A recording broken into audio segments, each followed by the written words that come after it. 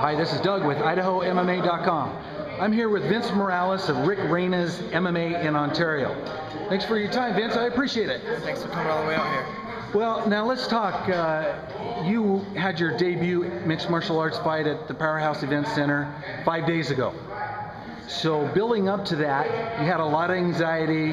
What did you learn? 5 days later, what about that whole experience did you learn? Really, how to kind of stay level-headed. I mean, there was a lot going on. I mean, I had work, friends, family, all that. Just trying to stay focused on where it needed to be, and that feels pretty easy for the most part. I think I messed that up. Well, you know what? You've grinded, in the wrestling room.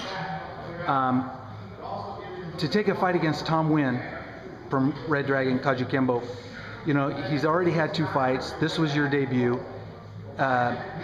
What did you learn about Tom during that fight? He was actually really strong. I mean, I felt I was maybe a little bit bigger than he was, and he was still kind of muscling me in a few positions, but tough guy. Well, now you basically, it went stand up, to the ground, you worked the ground to submissions, you end up finishing Tom in the 3rd round with an armbar. Tell us how that move evolved. Well, really, I notice it every now and then when I'm in practice on top mount. People just kind of start rolling a little bit, and then notice in the 1st round he rolled. I missed the opportunity to get that arm bar. I saw it coming again. I wasn't about to make the same mistake twice, so kind of decided to jump on it. Well, and you did. It was like a minute into the 3rd round. Just to let you know how good of a fight I thought it was, I voted it for my website, IdahoMMA.com. I voted it Fight of the Night, and this is, you're hearing it here first. Fight of the Night, Vince Morales and Tom Nguyen. I got to thank Tom Nguyen, because without him, that was a heck of a fight. Yeah.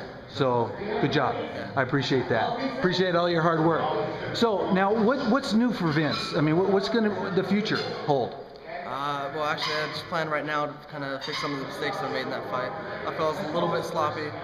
Made a couple mistakes that I probably shouldn't have, but just kind of exposed my inexperience, where I hurt him on the feet, end up taking him down. Probably could have kept it standing. Either way, plan to fix a few things and just kind of evolve.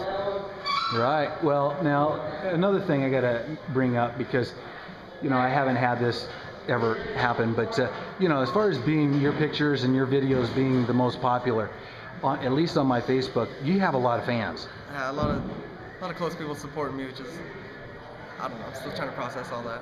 Well, the first time we talked, you were talking about being under the radar. Well, I think people know who you are now. Yeah. So, that's good and bad. When it comes to matchmaking, there's a lot of good, tough 145-pounders out there, and I'm sure that you're going to be busy this summer.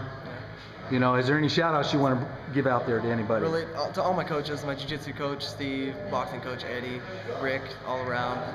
They really just gave me the right advice leading up to that fight and kind of helped me stay level-headed, keeping it where it needed to be. I want to thank all them and friends and family, everybody that was supporting me. It was pretty, like your 5,000 friends and family. Yeah. Nice. Well, Vince, I appreciate, again, the opportunity. We're here at Reyna's MMA in Ontario.